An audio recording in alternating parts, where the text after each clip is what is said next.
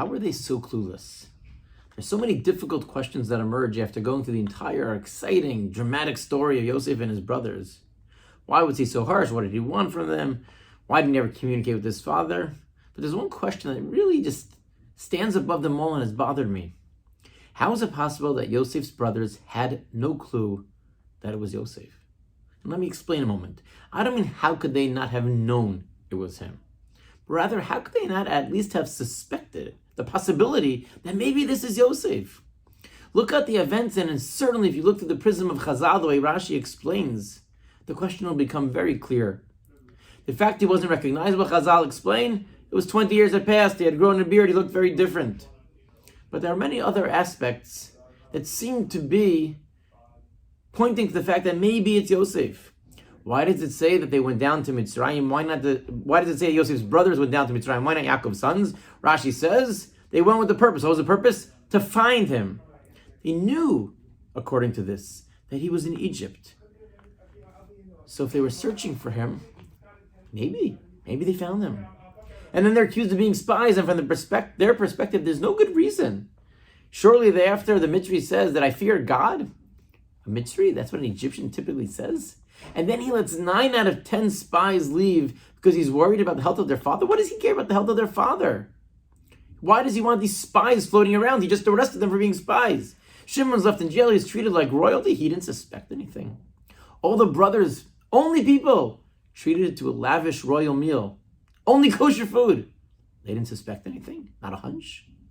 Rashi relates from the Medrash that Yosef looked into his goblet and told them events of the past that he had seen in his goblet. Shimon and Levi destroying Shechem. And suddenly from the date of Yosef's sale, nothing. Not a hint. Not a hunch.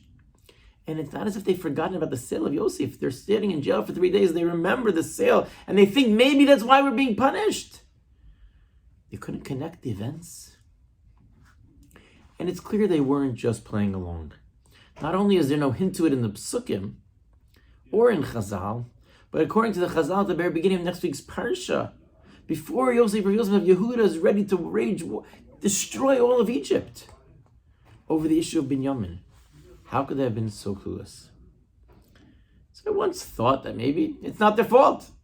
This is what the Ribono Shel Olam wanted. This is what God wanted. That it had to unfold a certain way. But it's not a particularly satisfying answer. I was very excited to find a suggestion from Rav Nevin Sal Shlita.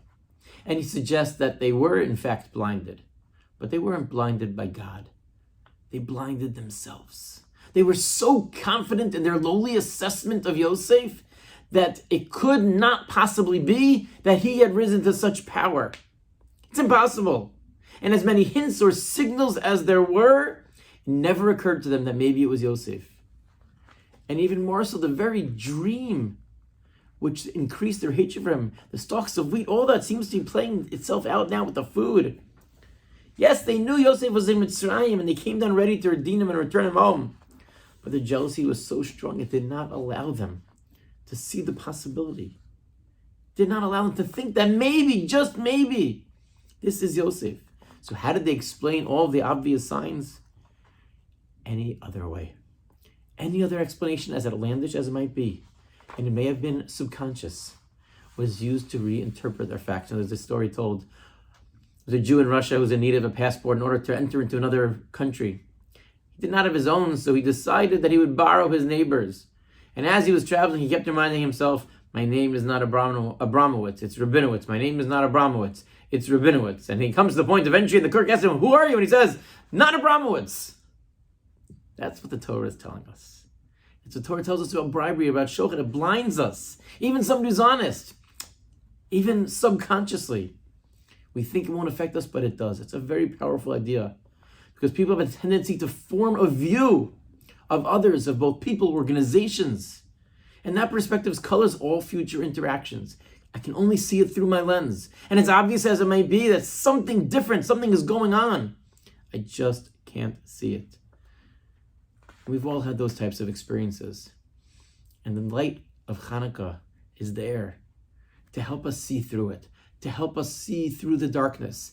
That sometimes we need a little bit more ore, we need a little bit more light. We have to let that in The first step is recognizing that sometimes we may have a bias. Talk to somebody else. Seek out other people. And don't be set in our understanding of events. If we bring other people into it, then hopefully we don't make the same mistake that the brothers of Yosef made, of blinding themselves again, even subconsciously. Allow ourselves to judge others positively, favorably, and in that way increase the love that we have, and that the Nisim of Hanukkah should herald in times of Geula, Lanu L'chol Yisrael. Amen.